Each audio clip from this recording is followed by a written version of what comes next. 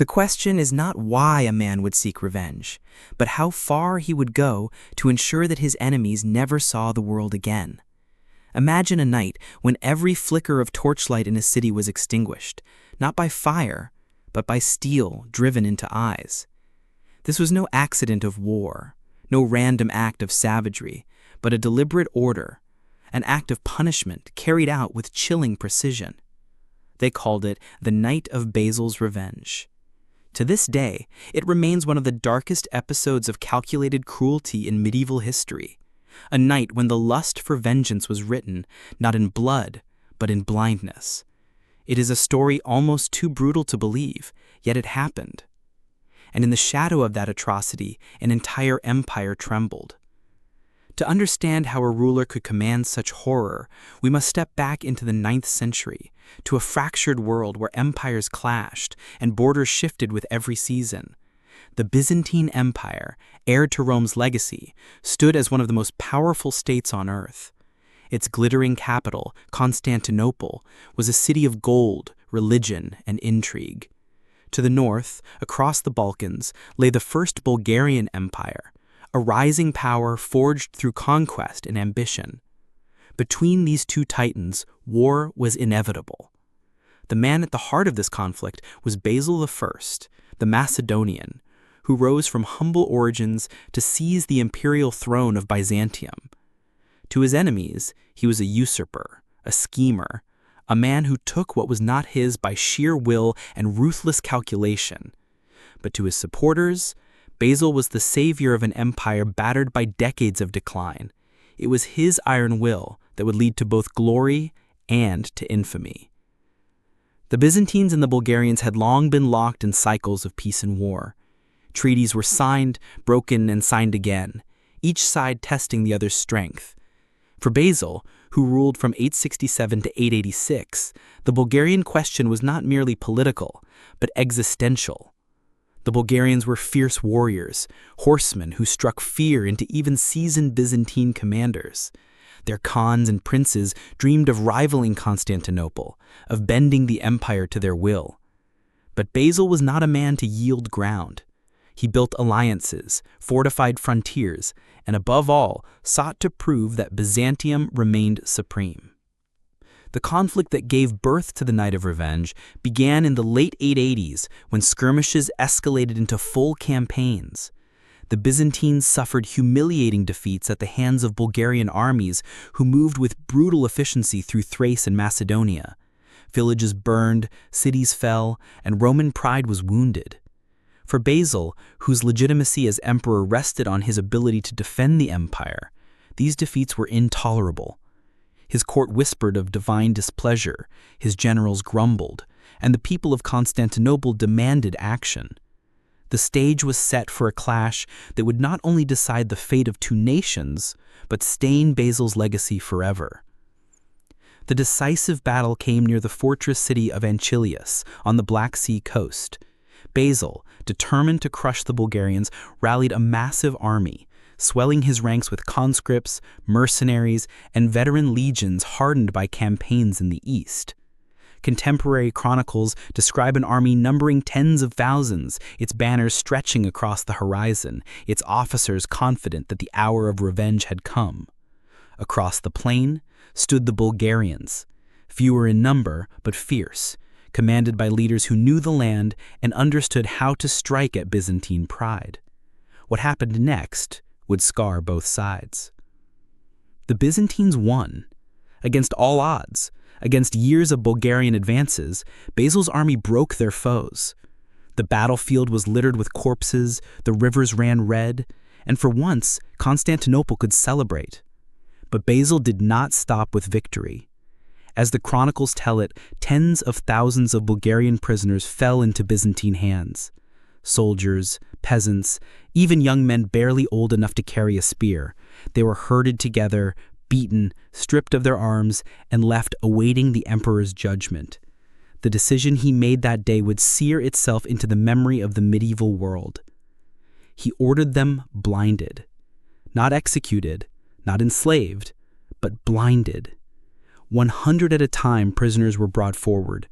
For every 100, 99 were blinded with hot irons or knives, their eyes gouged or seared beyond repair. The 100th man was spared one eye only, so that he could lead the rest back to their homeland. Column after column of broken men stumbled into the night, guided by the half-blind survivors. Thousands returned to Bulgaria in this grotesque procession of suffering, their empty sockets and mutilated faces a living message carved by vengeance. Chroniclers say as many as 15,000 men were blinded.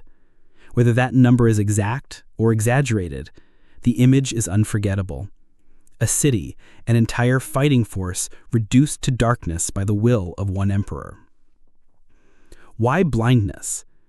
Some suggest Basil believed mass execution would make martyrs of his enemies. Others argue he wanted to cripple Bulgaria's military strength without spilling more blood.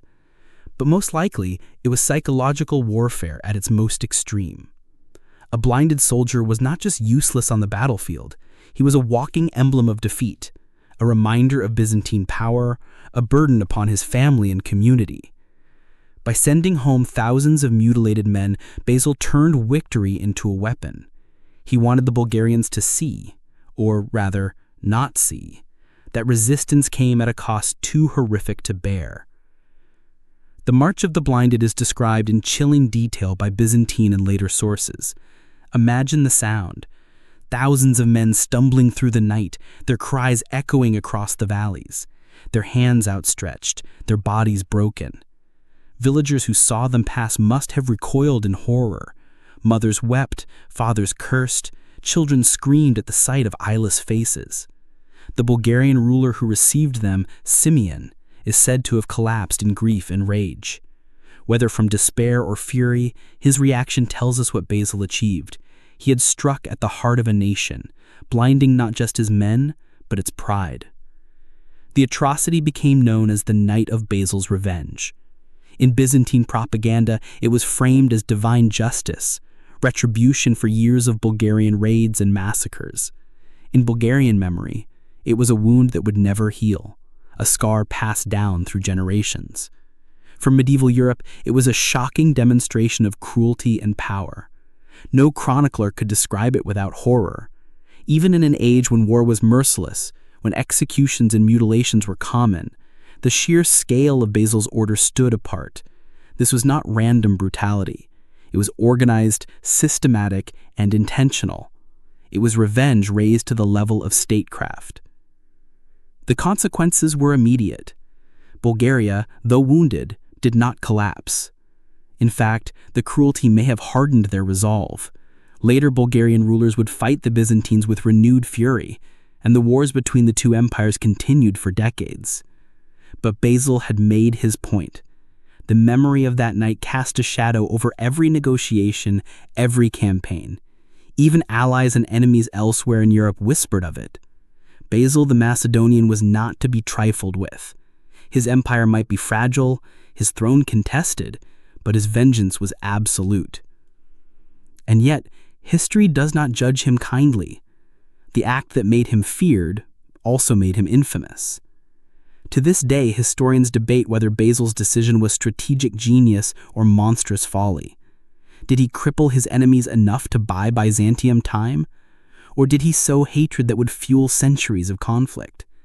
Perhaps both are true. What cannot be denied is the human cost. Thousands of lives were not ended, but destroyed. The men blinded that night lived on, condemned to darkness, dependent on others, their futures stolen in the blink of an eye. When we speak of cruelty in history, we often think of massacres, genocides, or the burning of cities. But there is something uniquely haunting about mass blinding. It is intimate, deliberate, and symbolic. To take away a man's sight is to take away his place in the world, to strip him of agency, to render him helpless. It is not just physical mutilation, but existential destruction. Basil's order was not just an act of revenge, it was a calculated assault on human dignity itself. Centuries later, the story of the Night of Basil's Revenge still resonates. It reminds us how far rulers will go to assert dominance, how revenge can eclipse mercy, and how one decision can scar entire peoples. The Byzantines themselves were not immune to its horror. Even in their own chronicles, Basil's triumph is tinged with unease. They knew that what he had done was beyond the ordinary cruelty of war. He had blinded not just men, but history itself, leaving us to ask whether power is ever worth such a price.